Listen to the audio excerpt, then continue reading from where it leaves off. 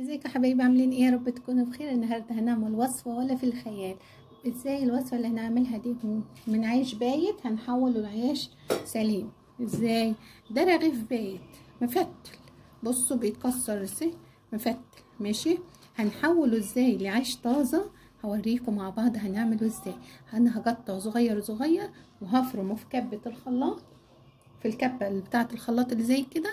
ماشي، هحطهم وافرمهم في كبة الخلط وبعد كده نرجع مع بعض نشوف هنعمل ايه.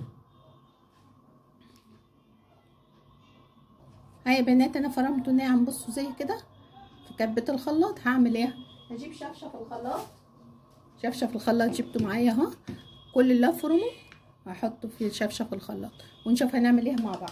يبقى انا فرمته في كبة الخلاط في الاول، العيش بتاعي فرمته في كبة الخلاط وبعد كده حطيته في شفشة الخلاط، وهنشوف هخلص باقي الرغيف بتاعي وهوريهولكم.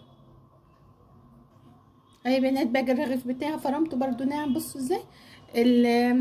الطريقه اللي ما تنفعش غير بعيش مفتل يا بنات، يعني يبقى بايت يعني قبلها بيوم.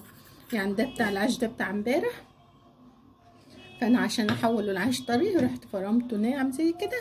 وبعد كده هنحط عليه نص كوبايه ميه دافيه، نص كوبايه ميه دافيه. ماشي، وهضربهم جامد في شوف الخلاط وارجع لكم. يبقى انا هحط عليه نص كوبايه ميه بالمج الشاي العادي، كوبايه المج الشاي. هحط نص كوبايه ميه وهرجع لكم. يا بنات، انا جبت معايا شفشة الخلاط، هحط فيه الخميره بتاعتي. الخميره انا عندي خميره عجين، ماشي، انا كنت حاطاها في الفريزر، دي خميره عجين، كانت معلقه كبيره يعني، او كانت الليمونه، او 15 جرام خميره عجين. ماشي، او معلقه كبيره خميره فوريه. اللي مش عايز يحب يحط خميره عجين يحط خميره فوريه.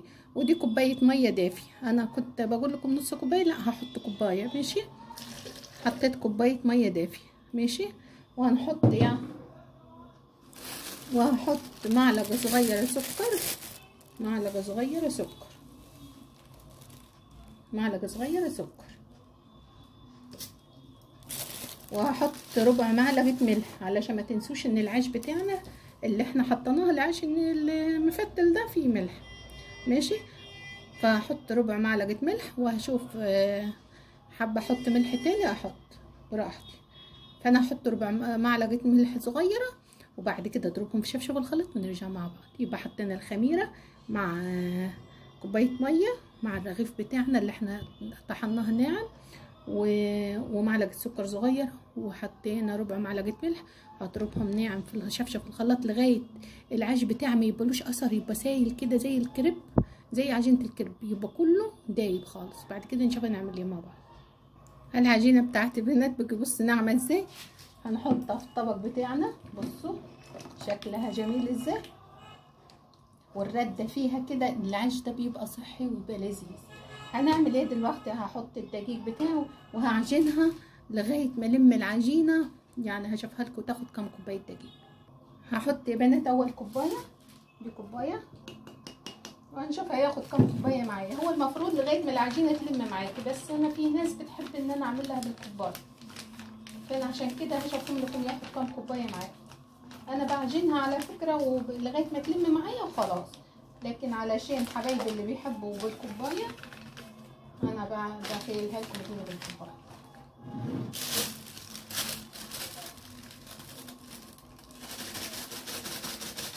يبقى حطينا كوبايه دقيق، وادي كوبايه تاني، وهنشوف هتعوز كام كوبايه دقيق معايا. هعجن ولغايه ما تلم معايا العجينه.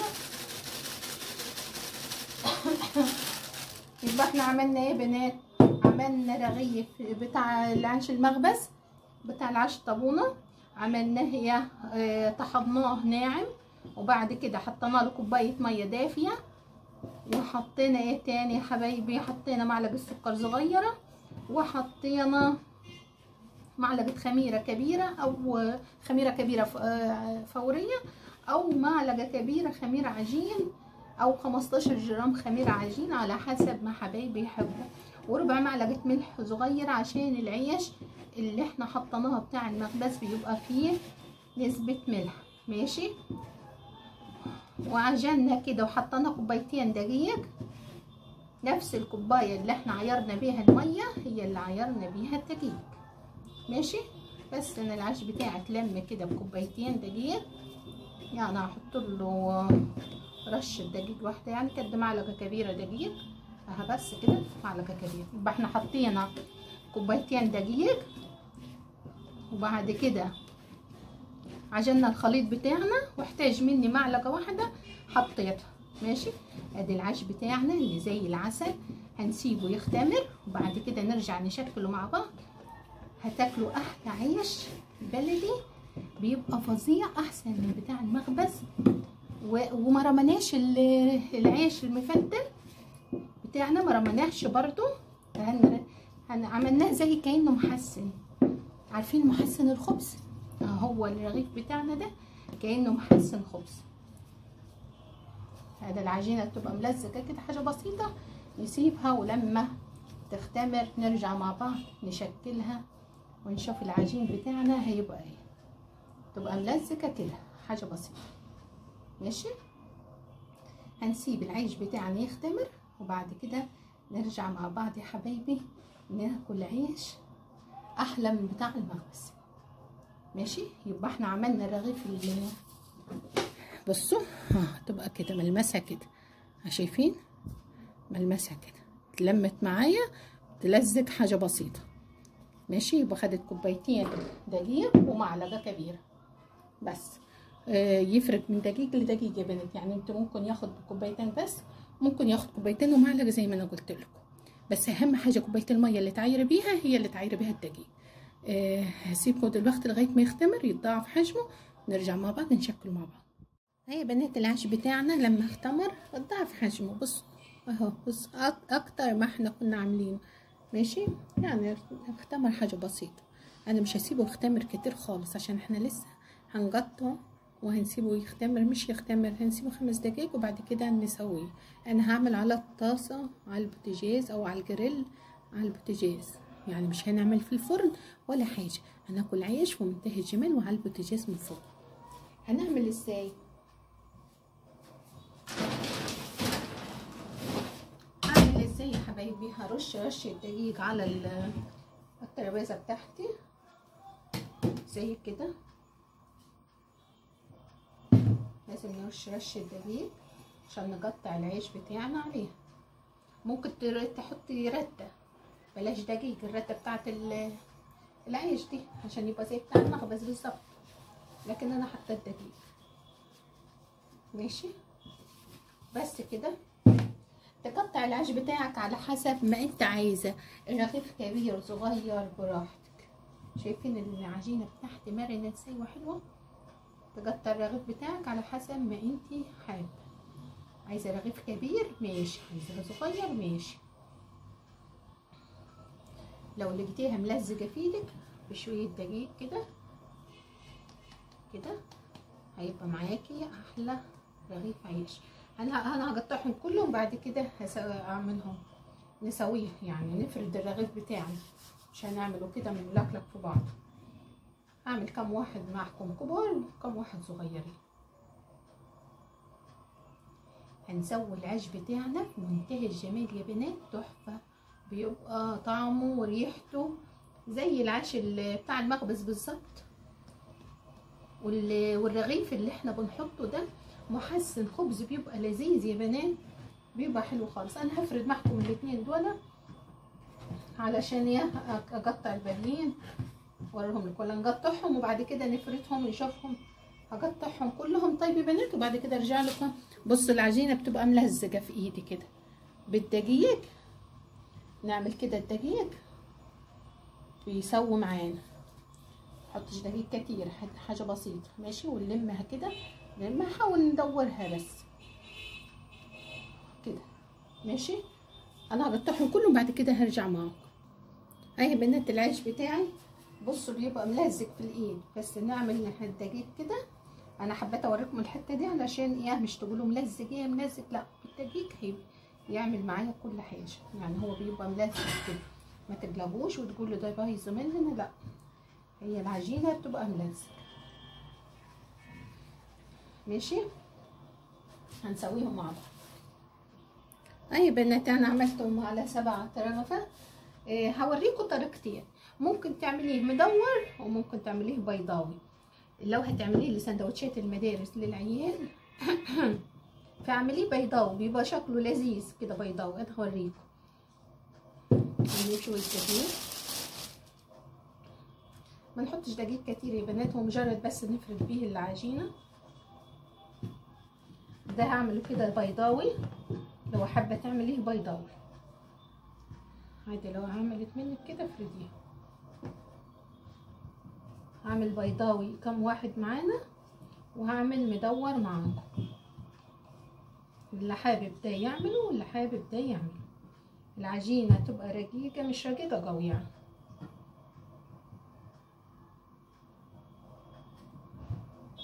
كده يا بنات لو حابين تعملوه بيضاوي.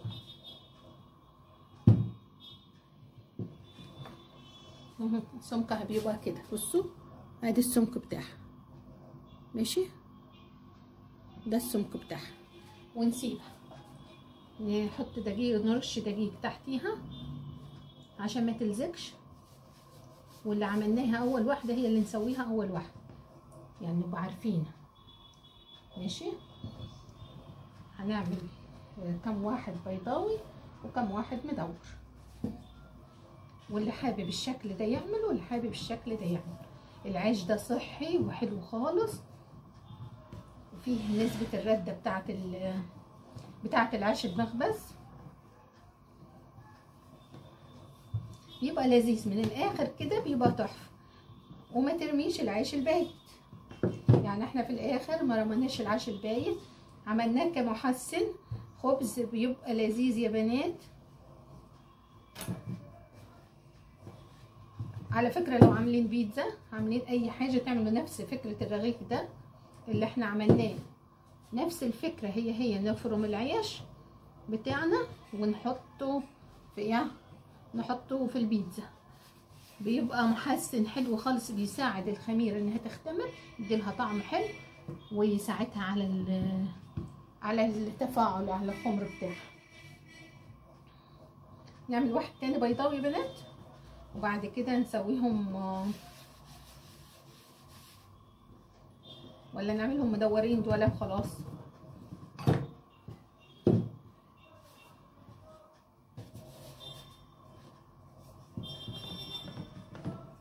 لو هنعمله مدور نعمله بالمنظر ده زي رغيف المخبز. الطاسه بتاعتنا تبقى فاضيه، ما فيهاش اي حاجه ولا زيت ولا اي حاجه، تبقى فاضيه خالص كانها بلاطه فرن. الطاسه بتاعتنا ما بتبقاش فيها اي حاجه يا بنات. فكره الرغيف ده اعتمدوها مني، بتبقى حلوه خالص لو انتوا هتعملوا اي معجنات، يعني زي بيتزا، عيش، ايه تاني، اي حاجه عايزين تخلوها تختمر محكم بسرعه، تعملوا حركه الرغيف ده، بيساعد على الخمر، محسن فظيع يا بنات، وببلاش وموجود في البيت، ومش بدل ما ترميه. هرش رش دقيق كده تحت الرغيف بتاعنا. قلنا السمك بتاعه اهو، بصوا ما يبقاش اعلى من كده، سمك الرغيف ما يبقاش اعلى من كده ماشي. ونسيبه كده. نعمل واحد تاني، نعمل بيضاوي ده، نحط شويه دقيق مش كتير.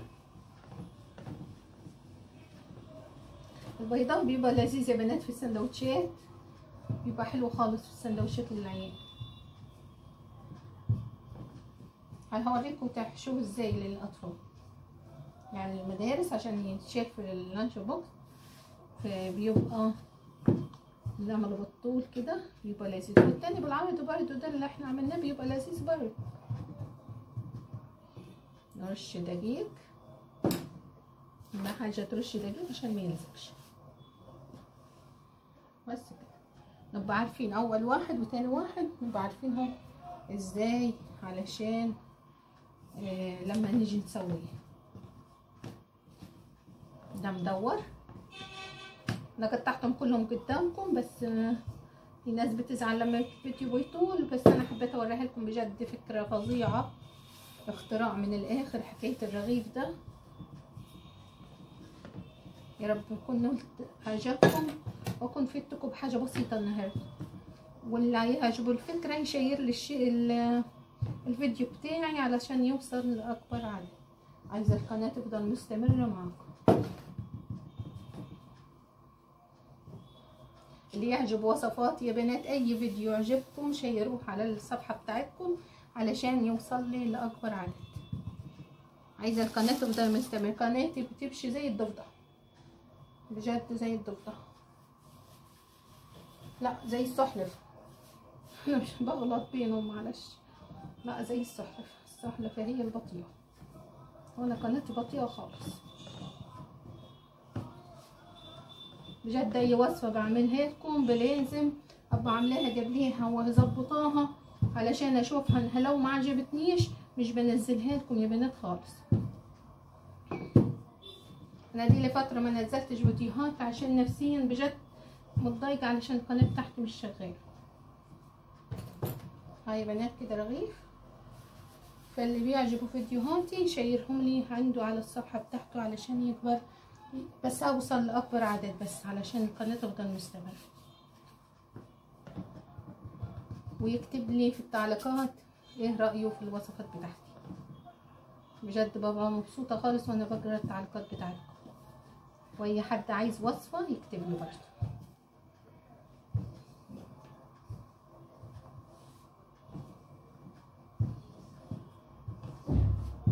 بس كده عملنا العيش بتاعنا اللذيذ اهو.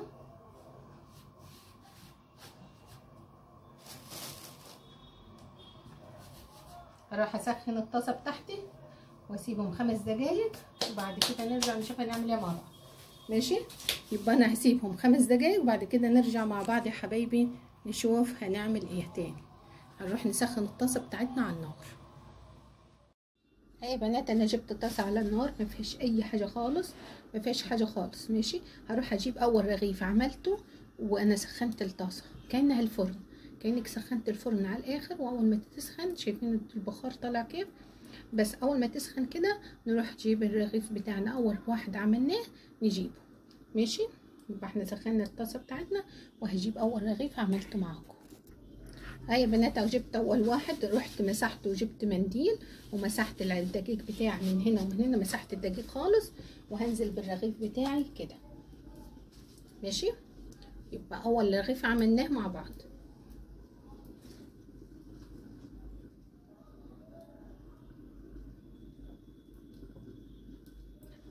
بص ابتدى يطلع فقاعات، لما يطلع فقاعات كده اروح جايبه حاجه واقلبها بيها على الناحيه التانية. اول ما ابتدى يطلع فقاعات كده اروح قلبها على الناحيه التانية. ما اعملش الحركه دي غير لما يطلع فقاعات. ماشي، انا هخليه قدامكم وهروح اجيب واحد تاني عشان الطاسه كبيره.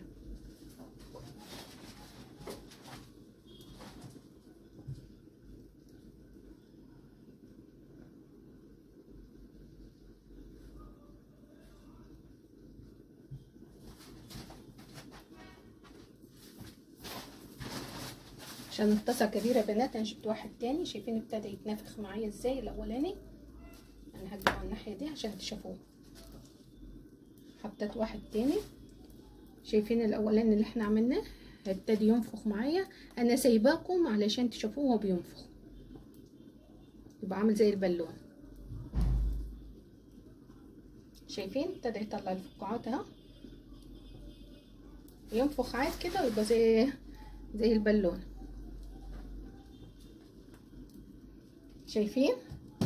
شايفين ابتدى يعلى ازاي؟ مش عارفه واضح في الكاميرا ولا لا. يبقى زي الكوره كده.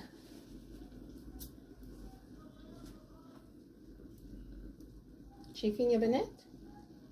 شايفين ابتدى يبقى بالونه ازاي من هنا؟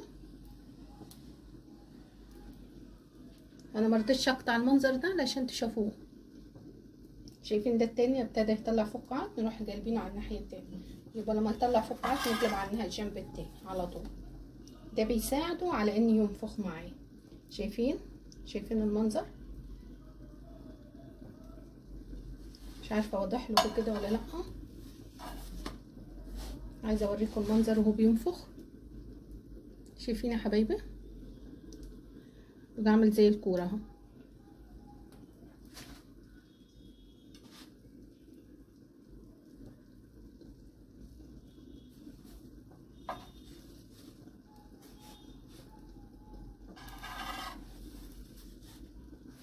شايفين نفخ ازاي؟ بقى عامل زي الكوره بالظبط، شكله جميل، شكله روعه. بصوا عامل زي الكوره. عشان كده انا مرضتش اقلب المنظر ده عشان اوريهولكم. شايفين عامل زي البالونه ازاي؟ عشان بقول لكم العيش ده بيبقى لذيذ يا بنات، طعمه بيبقى تحفه. نحط ده كده في السخونه عشان الجنب ده سخن عن التاني كده. انا عايزه اوريهولكم بس عامل زي البالون ازاي. شايفين عامل زي البالون. شايفين التاني وبينفخ؟ شايفين؟ بصوا الله. شايفين النفخان؟ شايفين القلبز اللي هو فيه؟ شايفين؟ بصوا عامل زي الكوره، كوره اهو بالظبط، كوره. والتاني اهو. فظيعه الطريقه دي يا بنات، جربوها تحفه تحفه. والعيش العيش المفتل ده ما ترموش تاني، ده عندكم كنز بترموه. يعني العيش المفتل اول ما يفتل منك العيش ده تشيليه في الفريزر، كل ما تعملي معجنات تعملي منه تفرميه ناعم، وبعد كده تروحي تعجني بيه اي حاجه انت عايزاها، بيتزا ايه تاني، عيش زي كده، ايه تاني هتستخدميه على انه محسن، استخدموه محسن يا بنات. ماشي. طعمه بيبقى تحفه تحفه بجد. العيش ده بيبقى لذيذ. عملنا منه العيش ده ينفع للسندوتشات، وهوريكم تحشوه ازاي السندوتشات. يعني بعد ما اخلص تسويه العيش بتاعي كله، يعني انا وريتكم اول، يعني احنا لسه اول حاجه عملناها. وبصوا نفخ من اول رغيف لاخر رغيف هينفخ معاكي ان شاء الله. انا هوريكم واحد تاني مدور وبعد كده اخلص الكميه وارجع لكم عشان ما اطولش عليكم. انا عايزه اقعد معاكم فتره طويله واوريكم كل حاجه، بس في ناس بتزعل لما بطول الفيديو.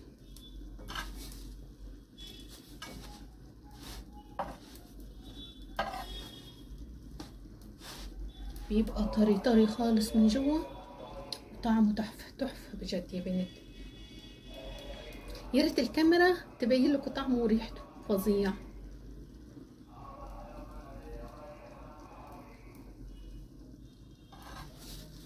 كده استوى معايا من هنا ومن هنا سويناه.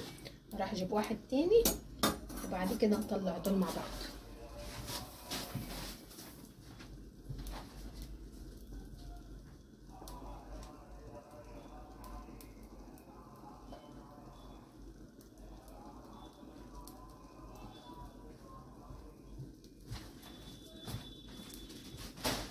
هطلع دول يا بنات وبعد كده هنعمل ايه، هحط واحد مدور. طلعت العيش اللذيذ بتاعي ونحط واحد مدور معانا عشان نشوفه برده وهو بينفخ في منتهى الجمال. انا بسيبه كده ما يجيش عند ولا حرك ولا اقلب فيه. الطاسه بتاعتنا يا بنات ما كانش فيها اي حاجه، فاضيه خالص وناشفه، ونسخنها في الاول وبعد كده نحط العيش بتاعنا. لازم الطاسه بتاعتنا تكون سخنه، وبعد كده نحط العيش بتاعنا. اول ما الرغيف بتاعي يبتدي يطلع فقاعات صغنونه كده هروح اقلبها على الناحيه التانية. دي بيساعدوا على انه ينفخ. ماشي. بصوا هبتدي يطلع فقاعات، ما اقلبش فيه غير لما احس ان كله بقى فقاعات صغير. اول ما يطلع فقاعات صغيره اروح اقلبها عليها على الناحيه التانية. شايفين الفقاعات دي اللي بقول لكم عليها، اروح اقلبها على الناحيه التانية كده. ولازم الدقيق ده نكون مسحينه بس ما اتمسحش مني كويس.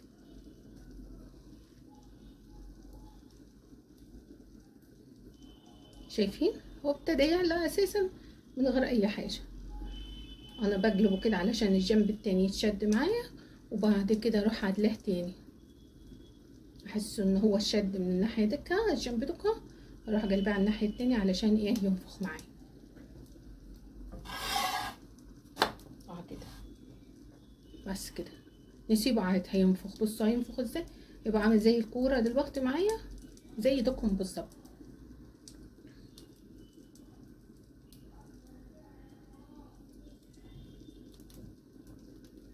شايفين؟ عايزاكم تلاحظوه وهو بينفخ. شايفين؟ انا هوريكم الرغيف ده وبعد كده اخلص الكميه كلها وارجع لكم علشان ما تزعلوش مني على تطويل الفيديو. شايفين يا بنات بيجي زي الكوره ازاي؟ بصوا عيش فظيع من الاخر، تحفه. شايفين؟ شايفين اهو بينفخ، بيجي كلبوزه هاتين بقى عامل زي الكوره. شايفين؟ عيش ولا مش عيش يا بنات؟ من غير فرن من غير حاجه، عملنا العيش بتاعنا منتهى الجمال، عامل زي الكوره. بصوا كوره بالظبط. اخلص الكميه بتاعتي زي ما قلت لكم، بعد كده هوريكم هنحشي السندوتشات بتاعتنا والعيش الجميل بتاعنا ده ازاي. انا كان نفسي اوريهولكم، وريتكم دوقها وهو بيتنفخ عامل زي الكوره، ووريتكم ده يعني من اول رغيف لاخر رغيف هيبقى معاكي زي كده، بس تمشي على الخطوات بالظبط. كوره. بصوا بصوا بصوا بصوا جميل ازاي، ده لسه هيستوي، عامل زي الكوره. بس يا حبايبي انا هسوي العيش بتاعي وبعد كده ارجع لك عشان مطولش عليكم. هيا بنات بصوا، حبيت اوريهولكم. بصوا شكل العيش بتاعنا فظيع فظيع، تحفه. هخلصهم يا بنات كلهم وهرجع لكم. انا حطيت واحد تاني، اول ما يطلع فوق بعض نقلبه على الجنب التاني. ماشي، هخلصهم كلهم وهرجع لكم علشان ما اطولش عليكم. طلعنا دول بس، طلعنا دول يا حبايبي، واخلص باقي العيش بتاعي وهوريكم كل الكميه اللي احنا عملناها مع بعضين. بصوا يا بنات ده اخر رغيف معايا. بصوا بقى زي البالونه ازاي، بس حبيت اوريهولكم نفخ ازاي، يعني من اول رغيف لاخر رغيف. بصوا بينفخ ازاي، بصوا شكله فظيع. نقلب على الناحيه التانيه كده. بصوا منتهى الجمال يا بنات، بجد تحفه تحفه. شيروا لي الفيديو يا بنات علشان يوصل لاكبر عدد. الطريقه دي فظيعه يا بنات بجد، هقدمهم لكم واوريهم لكم. اهي بنات العيش بتاعي بعد ما طلع من الفرن ومنتهى الجمال. بصوا شكله فظيع، بيتكلم عن نفسه، فظيع يا بنات. هفتحه لكم من جوه. بصوا بصوا من جوه العيش بتاعي، شايفين؟ شايفين من جوه ازاي؟ شايفين زي العيش المخبز بالظبط، مستوي وطعمه وريحته فظيع فظيع يا بنات. سندوتشات يبقى حلو في منتهى الجمال. اهو بصوا البرابيق بتاعته حلوه ازاي، فظيع يا بنات زي العيش المخبز بالظبط، واحلى كمان في الطعم. التانيين اللي عملناهم بالطول نفتح واحد منه برضو. انا عايزه افتحه لكم عشان احشيه لكم من جوه واوريكم يتحشي ازاي. بصوا من جوه برضو شايفين بيبقى عامل زي الجيب كده حلو. يعني لو ابنك او بنتك هياخدوا سندوتش تعمليه لهم ازاي، نحشيه ازاي. نحشيه كده، نحط فيه جبنه رومي على حسب ما ابنك بيحب او بنتك. طماطم، شريحه طماطم، شريحه فلفل، يبقى فلفل وطماطم وجبنه. والتاني برضو لو هنحشيه اهو. بص هنحشيه ازاي. حط الجبنه، شريحه جبنه رومي، دي جبنه رومي على حسب ما ابنك بيحب. جبنه بيحب طماطم، بيحب اي حاجه، اي نوع خضار بيحبها، بانيه، كفته، على حسب ما انتي بتحبوا وهتوكليه ايه. اهو بصوا شايفين شكل السندوتشات لذيذ ازاي، والعيش يا بنات وطري وفظيع. تحطوه في الفريزر، اول ما يبرد تشيلوه في الفريزر من اول رغيف لاخر رغيف. هما اتنفخوا معايا ومنتهى الجمال. اتمنى تجربوا واتمنى تشتركوا في قناتي على اليوتيوب، واتمنى اكون ضيفه خفيفه عليكم وكنت فدتكم بحاجه بسيطه النهارده. العيش في منتهى الجمال، جربوه. انا عامله جنبه النهارده مقلوب. المقلوبه عملتها معاكم قبل كده، انا حبيت اوريها لكم. بس المقلوبه عملتها معاكم قبل كده، واللي عايز الطريقه بتاعتها على القناه بتاعتي. لكن العيش بتاعنا اللذيذ النهارده فكرتنا احنا كلها علشان العيش اللذيذ ده بتاعنا النهارده. جربوا يا بنات، الطريقه دي فظيعه فظيعه بجد، فظيعه تحفه كده. العيش بيتكلم عن نفسه، شايفين اي وقت تقدري تعمل عيش في منتهى الجمال وعلى البوتاجاز من فوق. جربوا الوصفة يا بنات واكتبولي في التعليقات، واللي عجبه الفيديو يشيرهولي لأكبر عدد عشان الطريقة بس توصل والفكرة توصل لكل الناس. ماشي يا حبايبي، اتمنى اكون ضيف خفيف عليكم وكنت فدتكم حاجة بسيطة النهاية. باي يا حبايبي.